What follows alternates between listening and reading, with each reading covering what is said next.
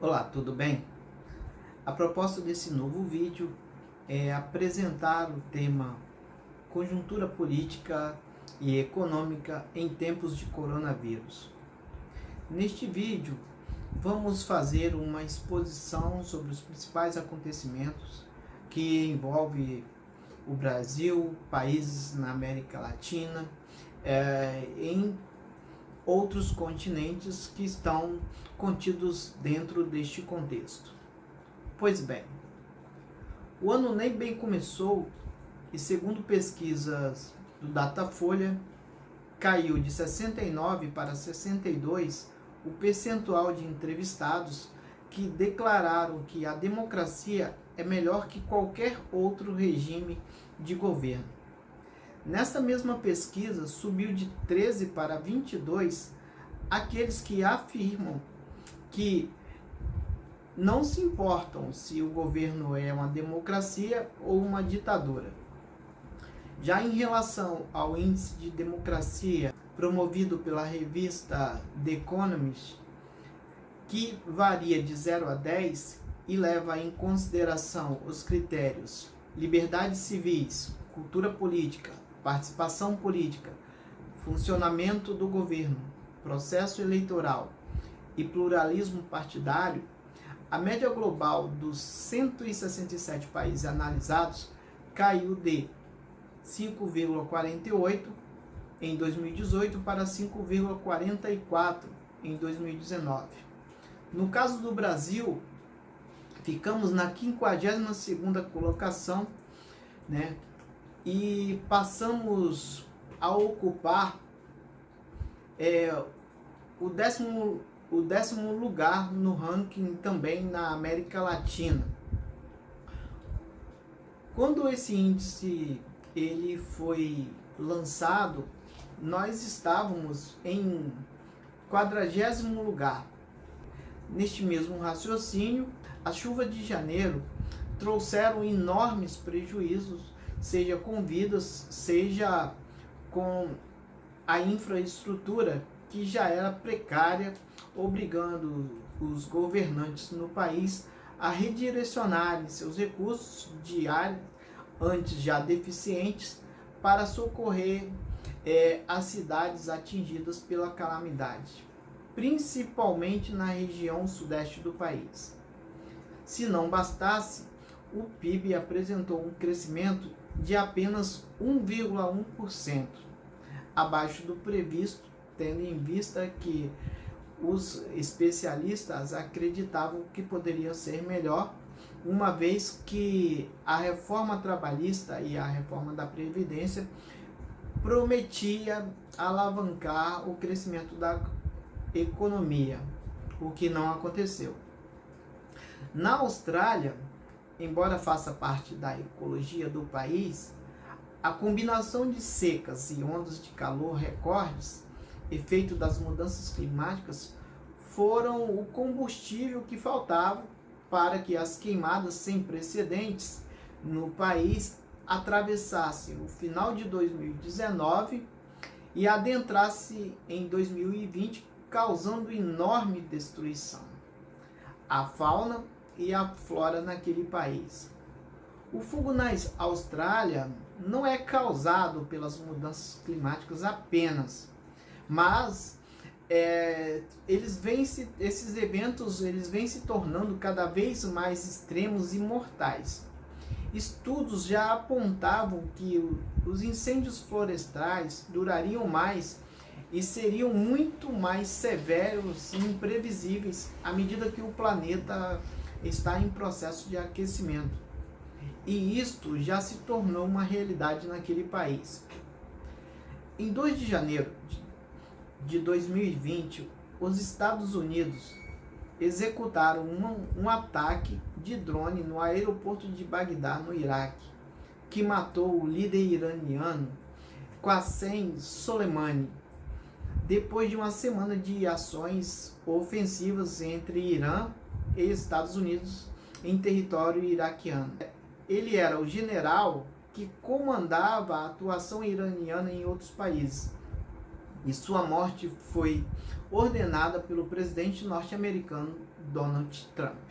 Dias depois, em 7 de janeiro, duas bases no Iraque que abrigavam forças americanas e iraquianas foram atingidas por uma dúzia de mísseis iranianos. A Guarda Revolucionária do Irã assumiu a responsabilidade dos mísseis em ambas as bases.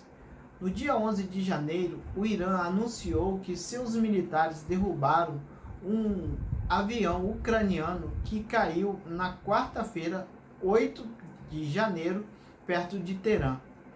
O presidente iraniano Hassan Rouhani chamou ironicamente o desastre de imperdoável no dia 11 de janeiro de 2020.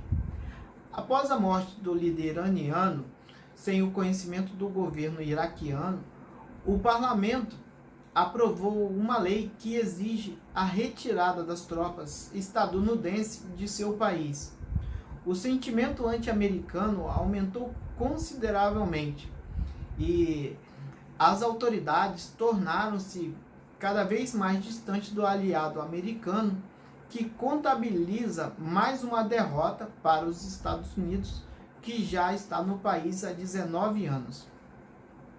Nas eleições norte-americanas surge Bernie Sanders, um senador progressista de peso que vem fazendo um importante trabalho de conscientização dentro do país. Sanders é uma das principais vozes estadunidenses no que diz respeito à desigualdade de renda, sistema universal de saúde, licença maternidade, aquecimento global, direitos LGBT e reforma eleitoral.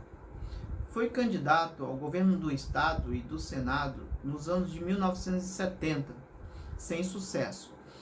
Como político independente, foi eleito prefeito de Burlingame, a maior cidade do estado de Vermont, em 1981, onde foi reeleito por 3 vezes.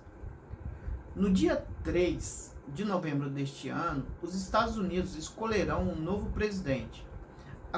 A continuidade de Donald Trump ela é de extrema importância para as decisões que ocorrerão nos próximos anos no mundo, principalmente para os grupos conservadores que ganharam força em vários países com o seu mandato. Embora sua política externa não seja tão recíproca como gostariam seus apoiadores. O presidente norte-americano foi alvo de um processo de impeachment, no caso, cujo estopim de tudo foi a acusação de que ele teria ligado para o presidente ucraniano Volodymyr Zelensky, onde Trump teria o pressionado para que investigasse o filho do ex-vice-presidente Joe Biden, que agora será seu adversário à vaga de presidente. Com isso, após diversos depoimentos e discussões em uma sessão histórica no dia 18 de dezembro de 2019, Trump se transformou no terceiro presidente da história norte-americana a ter seu impeachment aprovado pela Câmara dos Deputados. Os outros 2 também foram absolvidos pelo Senado, que foi o caso de Andrew Johnson e Bill Clinton. No caso de Trump, conseguiu se livrar no Senado, onde possui maioria. A votação ocorreu no início de fevereiro deste ano, porque, assim como no Brasil, quando o presidente Temer escapou de ser processado, possuía maioria na Câmara e no Senado, mesmo diante de tantas provas e evidências. Após os trâmites na Câmara, o Senado absolveu Trump por 52 a 48 votos da acusação de abuso de poder e por 53 a 47 votos da acusação de obstrução de poderes de investigação do Congresso. Na Europa, por sua vez, após um referendo com um placar de 52 a 48 no ano de 2016, a Inglaterra aprovou a saída da União Europeia.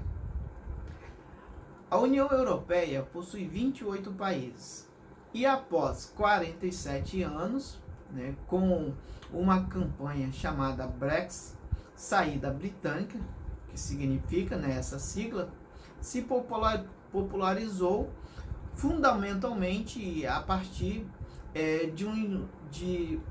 do fundamento que era necessário conter a imigração no país. Portanto, a partir de 31 de janeiro, a Inglaterra ela passará a deixar de fazer parte da União Europeia. Mas, para os que são contra, o problema é que a União Europeia ela corresponde a 49% da economia britânica e definitivamente, mesmo diante de uma forte oposição liderada pelo ministro britânico Boris Johnson, acometido do vírus coronavírus ou Covid-19, que pertence ao Partido Conservador. Outra personalidade importante britânica que foi contaminada foi o herdeiro da realeza, o príncipe Charles, filho da rainha Elizabeth II, de 71 anos, que deu positivo para o vírus pandêmico Covid-19. A partir de agora, a Inglaterra passará por um processo de transição de 11 meses e, caso queira retornar ao grupo, terá que passar novamente pelo processo de aceitação e critérios dos demais países membros do grupo.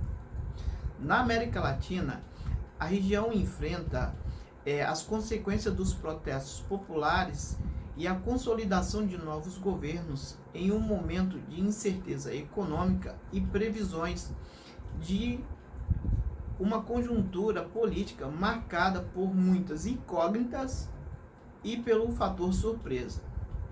Por exemplo, o caso do governo Jair Bolsonaro no Brasil, que desde que assumiu, vem perdendo o apoio de apoiadores de peso devido à sua inabilidade política, má influência de seus filhos no governo, anticientificismo, limitações de comunicação, inexperiência de seus ministros com gestão pública, subestimação da pandemia do coronavírus, entre outras coisas. A cada pronunciamento gera um terremoto sobre o que fala. Ele pretende criar um novo partido, a Aliança pelo Brasil, com ideário nacionalista de ultradireita, cristão e populista. Porém, ainda não conseguiu a aprovação do TSE. Outro problema para o presidente será as investigações que pesam sobre seu filho, sobre corrupção e lavagem de dinheiro, que se tornou seu tendão de Aquiles. Ademais, outro dilema que o aguarda é a licitação 5G prevista para este ano. A pressão de Washington para que a empresa chinesa Huawei seja excluída é imensa. Bolsonaro terá que escolher entre aborrecer seu admirado Donald Trump ou Pequim, seu principal parceiro comercial, a quem tratou grotescamente, até ser orientado que, se o marginalizasse, seria uma catástrofe para a economia brasileira. Se for possível, terá que dar boas desculpas para adiar a licitação para 2021, antes das eleições municipais deste ano, e pagar para ver o que acontece. No Uruguai, as eleições foram ganhas pelo conservador de direita Luis Lacalle Pou, de 46 anos, que pertence ao Partido Nacional, que venceu as eleições por 48,71% dos votos, contra 47,5% de Daniel Martinez, da esquerda, que foi apoiado pelos últimos presidentes Tabaré Vázquez e José Mujica. Este foi eleito senador. Com 28% dos votos no primeiro turno, o Partido Nacional conseguiu no segundo turno, numa coalizão, outro partido tradicional do Uruguai, além do Partido Colorado, que continha 12%, e o Cabildo Aberto com 10% dos votos. A formação ela conta com o general aposentado Manini Rios, uma versão Bolsonaro que defendeu torturadores da ditadura uruguaia, que ocorreu entre 1973 a 1984. É abertamente homofóbico e antifeminista. Na Argentina, a vitória peronista trouxe novamente Cristina Kirchner como vice-presidente através de seu candidato Alberto Fernandes, que venceu as eleições concorrendo com o ex-presidente Maurício Macri.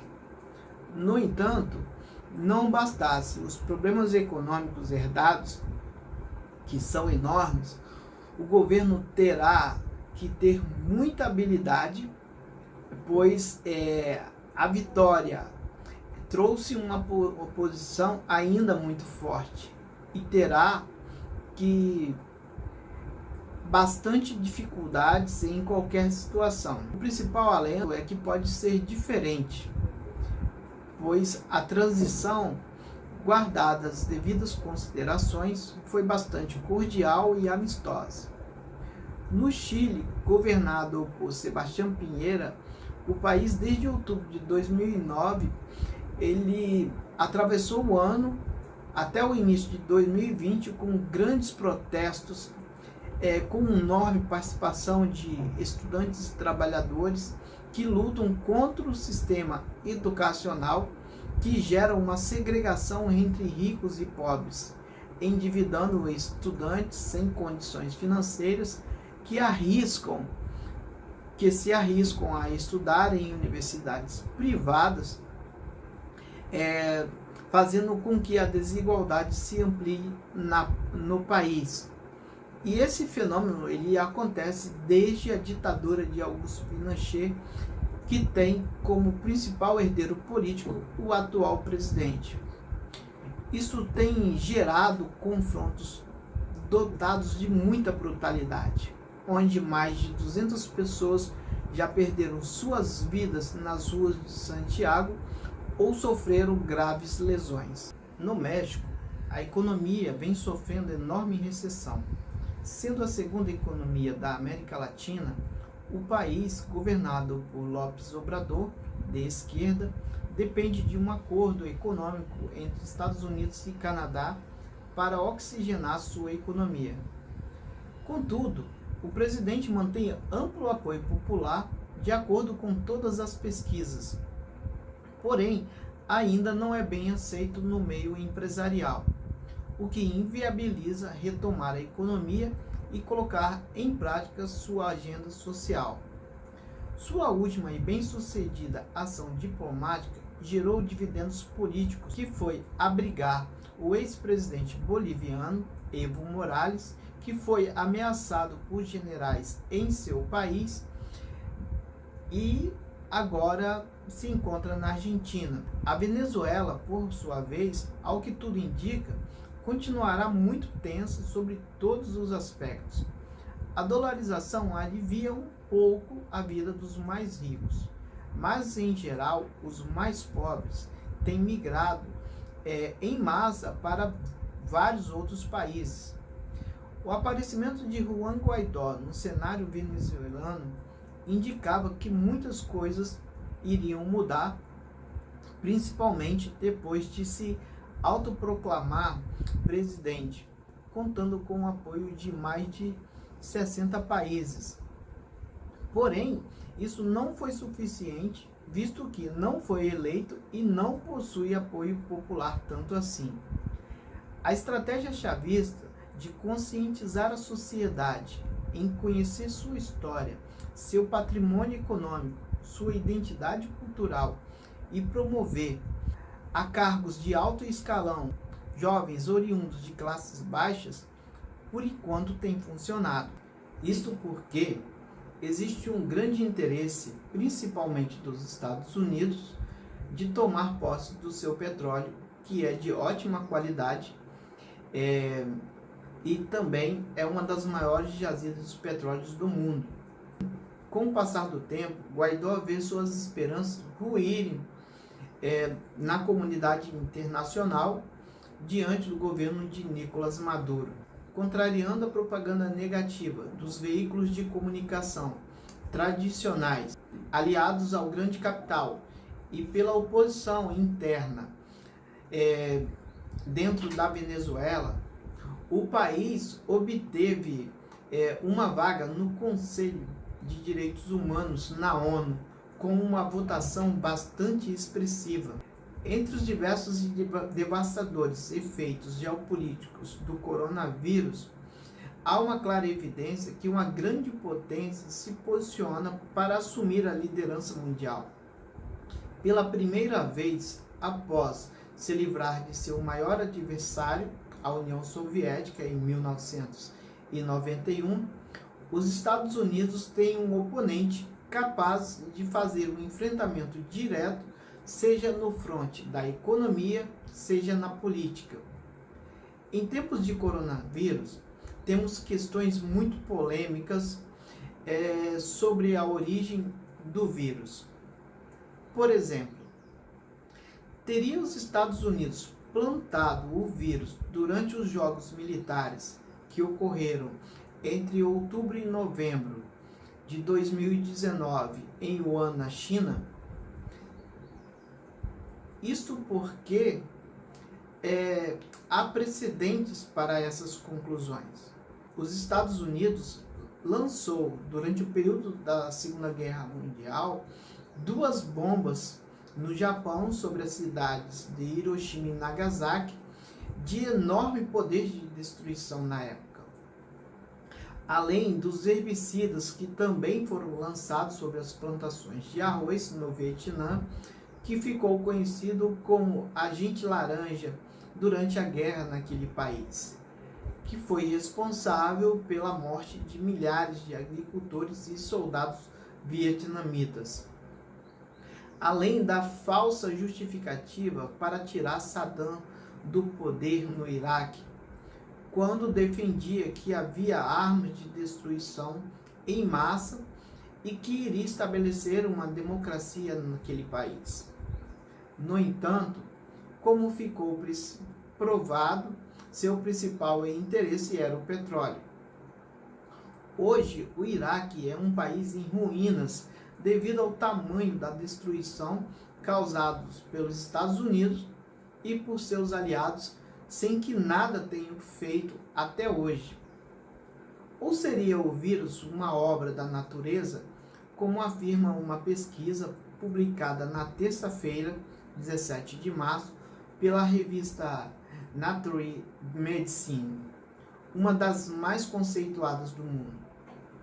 O estudo contraria, entre outras coisas, que teria havido manipulação feita pela China, e que trata-se de um vírus comum em morcegos, cuja ciência não vê possibilidade de transmissão direta ao ser humano, mas que, diante de uma mutação, hospedou-se no animal chamado pangolim, em que a sua aparência lembra a mistura de um tatu com um tamanduá.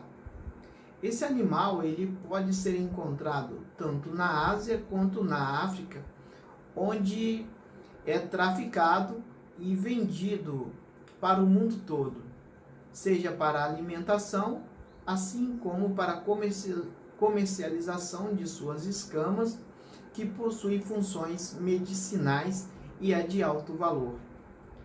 A economia chinesa cresce fortemente há mais de 30 anos consecutivos e representa uma grande ameaça para os Estados Unidos, que perde fôlego por não conseguir crescer, tendo a China em seu encalço, seguindo as regras do capital mas sem abrir mão de um Estado forte. Enquanto vários países sofrem com a contaminação e morte causados pela pandemia do vírus, principalmente a Europa, onde os casos atingem números assombrosos, apenas a China, a Rússia e Cuba são os que se disponibilizam de forma efetiva a ajudarem a Itália, a Espanha e a França, que são os maiores atingidos. Não podemos nos esquecer também que observa-se que há em todos os países praticamente um mover de pessoas que se organizam a fim de ajudar as pessoas nesta situação tão difícil. Trump, por sua vez, ofereceu $1 bilhão para subornar cientistas alemães que trabalham numa empresa de biotecnologia, CureVac, com sede em Turíngia, em uma vacina experimental contra o Covid-19, contando conseguir a vacina para que seja usada apenas nos Estados Unidos e comercializar suas patentes. No tabuleiro desta enroscada jogada de xadrez entre gigantes, a Rússia enfrentou o príncipe da Arábia Saudita, Riad, que baixou o barril de petróleo para $27,7. Há nesse imbróglio muito a ser discutido, visto que mexe com a economia global e empresas de petróleo do mundo inteiro, principalmente nos Estados Unidos, já enfrentavam grandes dificuldades por não conseguirem se manter concorrendo com preços tão baixos. Por fim, ainda estamos no outono e o inverno se aproxima, período ainda mais propício para que o vírus possa se expandir e para mostrar que a mão invisível do mercado não é capaz de dar segurança a nenhuma sociedade regida por esta política, cuja calamidade sanitária mostra sua enorme vulnerabilidade. De agora em diante, os governantes no mundo inteiro terão que rever sua visão política e econômica e voltar suas atenções para princípios de sustentabilidade ambiental, inclusão social, saúde, educação, segurança, infraestrutura, para que não sejamos mais pegos de surpresa novamente. Haverá uma nova ressignificação sobre as estratégias de guerra que poderá ser bioquímica, mudando séculos de aparelhamento bélico construído até hoje entre as grandes potências para destruírem, seja seus inimigos, ou invadirem países mais fracos e estratégicos, colocando os confrontos num patamar menos desigual, pois neste campo muitos outros países estariam em condições de competir, visto que uma arma poderosa poderá ser transportada por qualquer pessoa, ou várias, sem muitas suspeitas, como um elemento surpresa para destruir uma sociedade ou até mesmo a humanidade. Bom, ficamos por aqui. Muito obrigado pela atenção e até a próxima.